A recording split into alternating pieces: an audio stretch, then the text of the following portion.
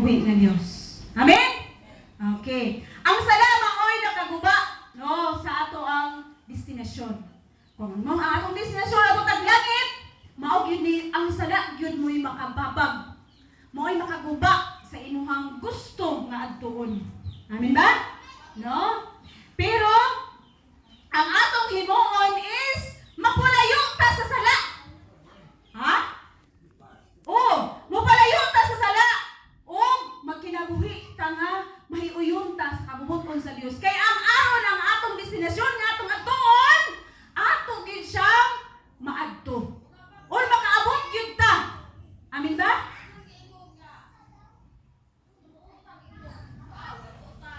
Oy. Oo.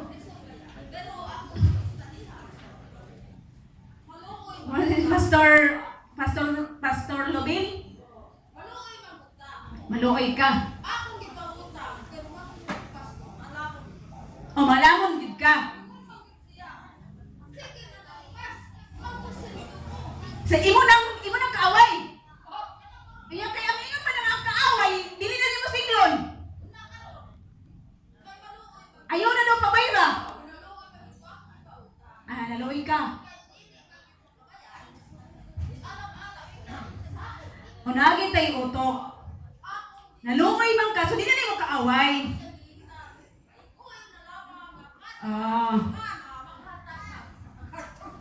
Imo gyud kung gipabayad. Okay. So kana bitaw siya.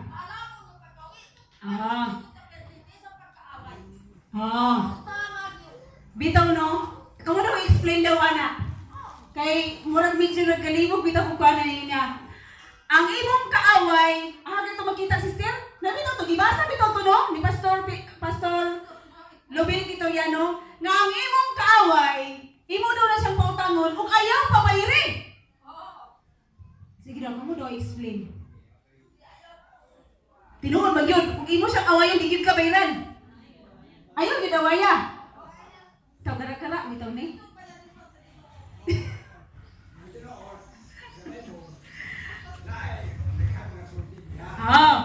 Malawon lagi ka dapat.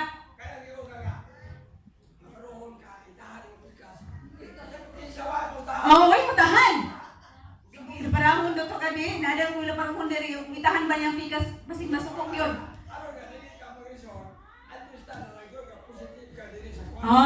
Makabalo ka mo pa? Ubos. Na yung badring nga, ato, mo pa ubos gid ka.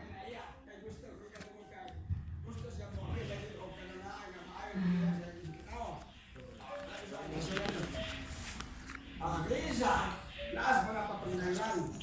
Kaya papangilangan, importante kayo kung ikaw kay karanaga mo apply siya o ganun tao. Basta, kaya na siya o kwarta. Nandoon siya sa haya kita siya.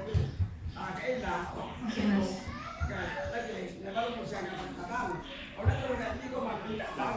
Wag, kawaga. Nagkaroon niya kita pa daw, nakaprastar siya, nakatrabaho siya, pagkakatrabaho siya, wala mo kasi siya. Wala may pagkatulong sa dapat niya.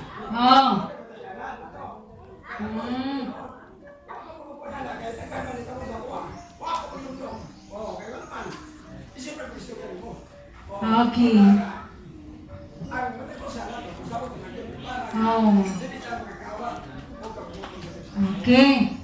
Okay. So, mo nagingon nga depende gyud sa sitwasyon sa tawo, no?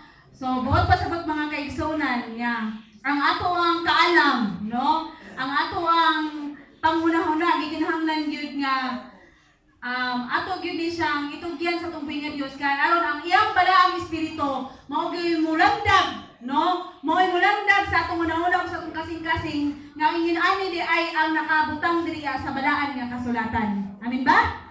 Nga mao di ay dili ta maka sana natay kagaling interpretation sana, no? Nagkagaling pagsabot, no? Gikinahanglan gyud nga ato siyang itugyan sa tumbing nga Dios.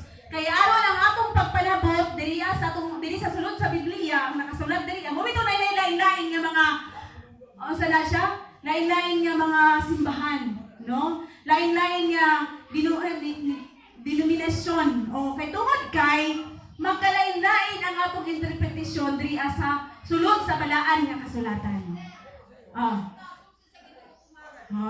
So ang atong alang himuon mga kaigsunan nga atong itugyan ang atong ang padriya sa Roma 12:1 nga atong itugyan ang ato ang kinabuhi ingon nga balaan, no? Diha sa atong buhig nga Dios atong ihalad, no? Kung ingon siya atong ihalad ang atong kinabuhi ingon nga balaan nga buhing halad diha sa atong buhig nga Dios. Kay siya lang yun ang mubando or ang nagtuo magkata nga naipasensya ang Dios. Nagtuo